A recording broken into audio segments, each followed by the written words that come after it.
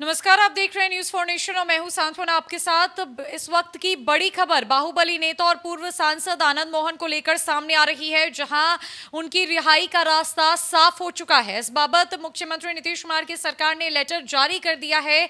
बताते चले कि आनंद मोहन इस वक्त अपने बेटे चेतन आनंद की शादी को लेकर 15 दिनों के पैरोल पर सहरसा जेल से बाहर है और इसी बीच ये बड़ी खुशखबरी सामने आई है, जहां आनंद मोहन की रिहाई का रास्ता साफ हो चुका है। जिस मामले में वो इतने सालों से सजायाफ्ता थे, उनकी सजा पूरी हो चुकी थी, लेकिन इस पूरे मामले में राज्य सरकार को फैसला लेना था कि उन्हें जेल से बाहर आना होगा या नहीं, और अब राज्य सरकार का बड़ा फैसला सबके सामने है। दरअसल पूर्व सांसद और बाहुबली नेता आनंद मोहन की रिहाई का रास्ता साफ हो चुका है। उनकी रिहाई में आ रही सबसे बड़ी रुकावट को सरकार की तरफ से खत्म कर दिया गया है। सरकार ने 10 अप्रैल को बिहार कारा हस्तक 2012 के नियम 48 सरकार ने 10 अप्रैल को बिहार कारा हस्तक 2012 के नियम 481 आई का के में संशोधन किया है। संशोधन में उस वाक्यांश को हटा दिया गया है जिसमें सरकारी सेवक की हत्या को शामिल किया गया था।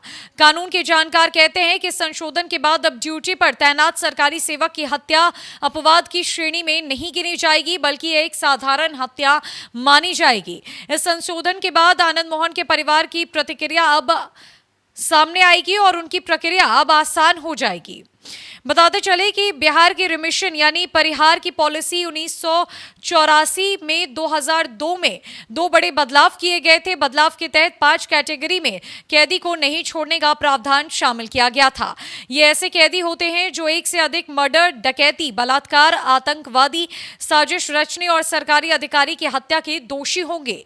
उनके छोड़ने का निर्णय सरकार लेगी। आनंद मोहन सरकारी अधिकारी जी कृष्णैया की हत्या की सजा काट रहे थे। वे इस मामले में 14 साल की सजा काट चुके हैं। आनंद मोहन पिछले 6 महीने में 3 बार पैरोल पर बाहर आ चुके हैं।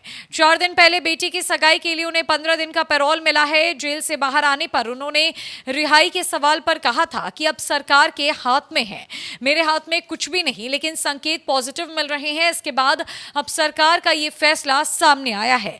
हालांकि अभी तक सरकार के किसी नेता या अधिकारी की इस तरफ से इस मामले में कोई बयान नहीं दिया है। ऐसे में नए संशोधन के बाद अब इस कैटेगरी को ही समाप्त कर दिया गया है। इसके कारण आनंद मोहन की रिहाई में जो अवरोध थे वो पूरी तरीके से समाप्त हो चुके हैं। अलग अलग तर्कों का हवाला देकर आनंद मोहन की रिहाई की मांग वर्षों से की जा रही है।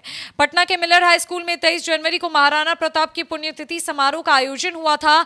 इसमें आनंद मोहन के समर्थकों की तरफ से उन्हें रिहा करने की मांग की गई थी।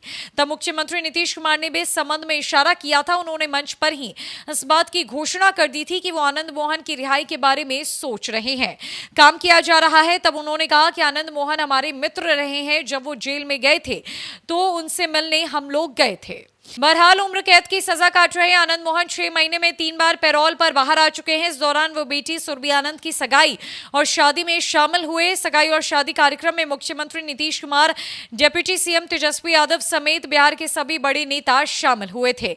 इसके बाद से ही कयास लगाए जाने लगा था कि आनंद मोहन जल्द ही जेल से बाहर निकलेंगे। आपको बता दें कि यह पूरा मामला जी कृष्णैया के हत्याकांड से जुड़ा हुआ है, जहां 1994 में बाहुबली नेता और पूर्व सांसद आनंद मोहन पर आरोप लगा था, जिसके बाद साल 2007 में उन्हें सजा सुनाई गई थी और 14 साल की सजा वो इस पूरे मामले में काट चुके हैं। जिसके बाद अब राज्य सरकार का बड़ा फैसला सामने आ चुका है और अब आनंद मोहन की रिहाई का रास्ता पूरी तरीके से साफ हो गया है।